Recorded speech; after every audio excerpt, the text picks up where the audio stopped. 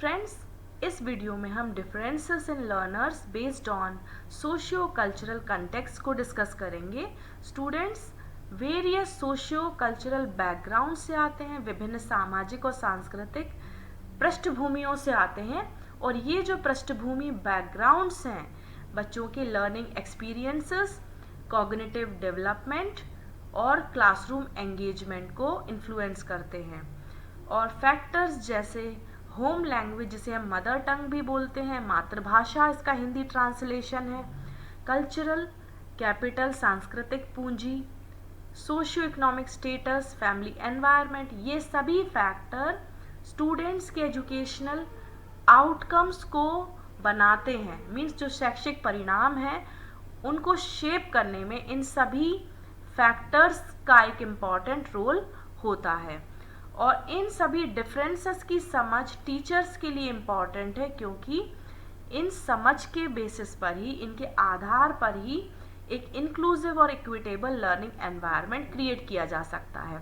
Inclusive का Hindi translation है समावेशी वातावरण। समावेशी वातावरण एक ऐसा वातावरण है जिसमें सभी लर्नर्स का समावेश किया जाता है बिना किसी भेदभाव के। Inclusive environment is the environment which include all the learners irrespective of any differences। आइए हम जानते हैं होम लैंग्वेज के बारे में और लैंग्वेज ऑफ इंस्ट्रक्शन के बारे में। होम लैंग्वेज को हम मदर टंग भी बोल सकते हैं, और मातृभाषा, ये भाषा बच्चे अपने परिवार से सीखते हैं। और लैंग्वेज ऑफ इंस्ट्रक्शन वो लैंग्वेज है जिसमें टीचिंग लर्निंग कंडक्ट की जाती है। Instruction means teaching learning. So home language is the first language, वो पहली भाषा होती है जो बच्चे सीखते हैं, और इसका कॉग्निटिव और सोशल डेवलपमेंट में इम्पॉर्टेंट रोल होता है। कॉग्निटिव मीन्स संज्ञानात्मक विकास, मानसिक विकास में और सामाजिक विकास में मातृभाषा की एक अहम भूमिका होती है। और ये बच्चों के लिए एक फेमिलियर लैंग्वेज होती है, बच्चे इस भाषा को जानते हैं, और यदि इसमें वो सीखते हैं तो उनके कॉन्सेप्ट्स क्लियर होते हैं, उनकी कॉन्सेप्चुअल क्लैरिटी डेवलप होती है, और वो अपने थॉट्स को कॉन्फिडेंटली एक्सप्रेस कर पाते हैं। लेकिन जब लिंग्विस्टिक मिसमैच होता है, मीन्स होम लैंग्वेज और टीचिंग लर्निंग की लैंग्वेज में जब अंतर होता है, तो बच्चों को समझने में, सीखने में कठिनाई होती है, और क्लास में टीचिंग लर्निंग में जो पार्टिसिपेशन है वो कम होता है। बच्चों की जो भागीदारी होती है शिक्षण अधिगम प्रक्रिया में कम होती है, और कई चैलेंजेस बच्चों को आ सकते हैं, जैसे लैंग्वेज बैरियर हो सकता है। स्टूडेंट्स जो नॉन डोमिनेंट लैंग्वेज बैकग्राउंड से, मीन्स टीचिंग लर्निंग जो लैंग्वेज है उससे अलग भाषा से आते हैं, तो उनको पाठ को समझने में कठिनाई हो सकती है। उनकी जो मातृभाषा है और टीचिंग लर्निंग की जो लैंग्वेज है, यदि उनमें अंतर है तो उनको पाठ को समझने में कठिनाई होगी। सेकंड है, उनकी जो समझ है वो सीमित होगी। कॉन्सेप्ट्स में be harder to grasp, means second और थर्ड लैंग्वेज में कॉन्सेप्ट्स को समझना डिफिकल्ट होता है, और इससे क्लासरूम पार्टिसिपेशन भी कम हो सकता है। स्टूडेंट्स क्वेश्चन को पूछने में हिचकिचाएंगे और डिस्कशन में वो पार्टिसिपेट नहीं करेंगे। ये आप अपने अनुभव से भी इसको समझ सकते हैं कि जब टीचिंग लर्निंग की लैंग्वेज अलग होती है तो हमें समझ में नहीं आता कि हम किस तरह से क्वेश्चन को पूछें, और डिस्कशन में हम किस तरह से बात करेंगे, किस तरह से डिस्कस करेंगे। और नेक्स्ट है, इससे आइडेंटिटी और सेल्फ एस्टीम इश्यूज भी आ सकते हैं। अनफैमिलियर लैंग्वेज को यूज करने के लिए जब फोर्स किया जाएगा तो स्टूडेंट्स में साइकोलॉजिकल स्ट्रेस हो सकता है, मनोवैज्ञानिक तनाव बच्चों को हो सकता है, और उनका सेल्फ कॉन्फिडेंस भी कम हो सकता है। अब हम जानते हैं कि हम क्या स्ट्रेटजीज को यूज करें जिससे हम इस ब्रिज को, जो गैप है उसको ब्रिज कर सकें। पहला है, हमें बायलिंगुअल और मल्टीलिंगुअल टीचिंग मेथड्स का यूज करना चाहिए। मीन्स 2 या 2 से अधिक भाषाओं का इस्तेमाल हमें करना चाहिए, और हमें कोड स्विचिंग एनकरेज करना चाहिए। मीन्स हमें स्टूडेंट्स को अलाउ करना चाहिए कि वे अपनी मातृभाषा में आइडियाज़ को एक्सप्रेस करें, और हमें mother tongue based multilingual education को इंट्रोड्यूस करना चाहिए। उनकी समझ को बढ़ाने के लिए visual aids, gestures, interactive teaching का यूज़ करना चाहिए। और हमें पीयर लर्निंग को प्रमोट करना चाहिए, मीन्स हमें ग्रुप एक्टिविटीज़ को एनकरेज करना चाहिए, क्योंकि ग्रुप्स में क्या होता है, स्टूडेंट्स को दूसरे स्टूडेंट्स की हेल्प मिल जाती है और वो कॉन्सेप्ट्स को बेहतर रूप से समझ पाते हैं। जो बाइलिंगुअल पीयर्स हैं उनको ग्रुप में रखना चाहिए ताकि वो ट्रांसलेट करके कॉन्सेप्ट्स को समझा सकें। अब हम जानते हैं कल्चरल कैपिटल के बारे में और इस कल्चरल कैपिटल का लर्नर्स पे क्या इम्पैक्ट होता है। कल्चरल कैपिटल मीन्स ऐसा नॉलेज, स्किल्स, लैंग्वेज, वैल्यूज़ और सोशल नॉर्म्स जो हमने हमारे परिवार और समुदाय से सीखे हैं या एक्वायर किए हैं। और स्कूल्स उन बच्चों की कल्चरल कैपिटल को फेवर करते हैं जो डिसएडवांटेज्ड या फिर मार्जिनलाइज बैकग्राउंड से आते हैं। तो आइए जानते हैं इसके टाइप्स क्या है। पहला है एम्बॉडीड कल्चरल कैपिटल। ये ऐसा कल्चरल कैपिटल है जो हमने हमारे घर से एक्वायर किया है, होम से एक्वायर किया है।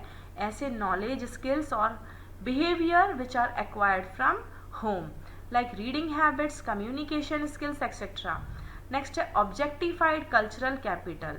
ये हमने ऑब्जेक्टिव सोर्सेस से एक्वायर किया, like books, technology, art and other learning resources. Next है इंस्टीट्यूशनलाइज्ड कल्चरल कैपिटल, जो हमने इंस्टीट्यूशन से एक्वायर किए हैं through academic qualifications and credentials. अब हम जानते हैं कि educational disparities due to cultural differences, cultural capital differences किस तरह से आती हैं। जो स्टूडेंट्स प्रिविलेज्ड बैकग्राउंड से आते हैं, प्रिविलेज्ड बैकग्राउंड्स मीन जिनको सभी तरह का रिसोर्सेज का एक्सेस होता है, उनको बेहतर एक्सेस होता है सभी रिसोर्सेज से, जैसे books, internet, extra curricular learning opportunities, और वो एकेडमिक लैंग्वेज और फॉर्मल डिस्कोर्स से बेहतर रूप से फैमिलियर होते हैं, और उनको अर्ली चाइल्डहुड एक्सपोजर रिसीव होता है टू डाइवर्स लर्निंग एक्सपीरियंसेस। उनको कई तरह के लर्निंग एक्सपीरियंसेस का एक्सपोजर मिलता है। लेकिन जो स्टूडेंट्स डिसएडवांटेज्ड ग्रुप से आते हैं उनको फॉर्मल एकेडमिक लैंग्वेज का एक्सपोजर नहीं होता या कम एक्सपोजर होता है। उनको लर्निंग मटेरियल का लिमिटेड एक्सेस होता है और मे फेस लो पेरेंटल लिटरेसी लेवल, मीन्स उनके पेरेंट्स का जो लिटरेसी लेवल है वो भी कम हो सकता है, और ये भी होमवर्क सपोर्ट को अफेक्ट कर सकता है। जिन बच्चों के पेरेंट्स लिटरेट नहीं होते हैं या उनके लेवल में कमी देखी जाती है लिटरेसी लेवल में, उनको होम सपोर्ट या होमवर्क में सपोर्ट नहीं मिलता है।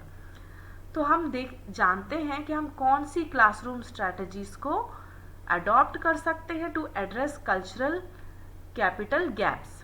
पहला है हमें इंक्लूसिव टीचिंग प्रैक्टिसेस को इम्प्लीमेंट करना चाहिए, जिससे हम डाइवर्स कल्चरल नॉलेज को रिकग्नाइज और वैल्यू कर सकें। मीन्स हमें जानना चाहिए कि स्टूडेंट्स की कैसे डाइवर्स कल्चरल नॉलेज है, मीन्स वो किस बैकग्राउंड से आते हैं और वो क्या नॉलेज और स्किल्स लेकर क्लासरूम में आए हैं, और हमें उसको यूज़ करके उनको पढ़ाना चाहिए। नेक्स्ट है हमें रियल लाइफ एग्जाम्पल्स का यूज़ करना चाहिए ताकि हम उनके बैकग्राउंड से टीचिंग लर्निंग को कनेक्ट कर सकें। नेक्स्ट है encourage student story telling and cultural sharing, means हमें स्टूडेंट्स को एनकरेज करना चाहिए ताकि वे स्टोरीज़ को सुना सकें और कल्चर को शेयर कर सकें।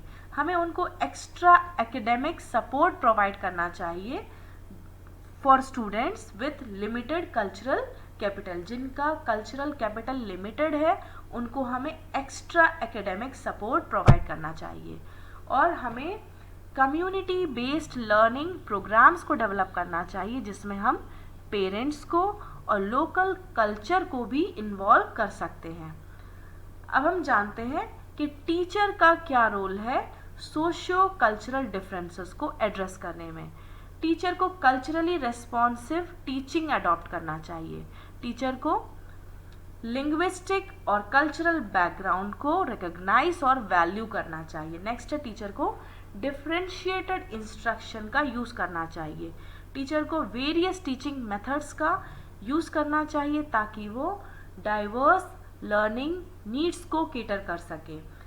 नेक्स्ट है टीचर्स को एजुकेशन में इक्विटी को प्रमोट करना चाहिए। मीन्स ये एंश्योर करना चाहिए, ये सुनिश्चित करना चाहिए कि सभी बच्चों को लर्निंग रिसोर्सेस और अपॉर्चुनिटीज़ का एक्सेस इक्वल हो, या फिर जिनकी जो ज़रूरत है उनको पूरा किया जाए। नेक्स्ट है एनकरेजिंग मल्टी कल्चरलिज्म।